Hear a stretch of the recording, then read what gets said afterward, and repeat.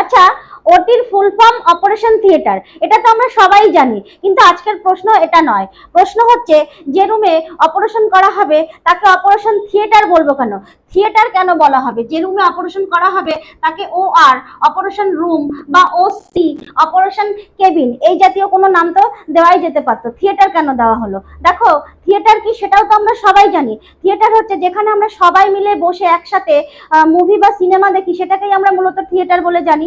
এবার একটু মিলিয়ে দেখো, আগেকার দিনের বড় বড় হসপিটাল বা বড় বড় মেডিকেল কলেজগুলিতে এখনকার মতন এত আধুনিক প্রযুক্তি ছিল না, ডেড বডি সংরক্ষণ করে রাখারও কোনো প্রযুক্তি ছিল না। তাহলে যারা জুনিয়র ডাক্তার তারা ভবিষ্যতে বড় বড় অপারেশনগুলি করতে শিখবে কি করে? তার জন্য অপারেশন রুমকে এমন ভাবেই তৈরি করা হতো যে যেখানে অপারেশন করা হবে, অর্থাৎ যেখানে অপারেশনের টেবিলটি থাকবে তার চারিপাশ থেকে ওপরের দিকে সিনেমা হলের মতো গ্যালারি তৈরি করা হতো।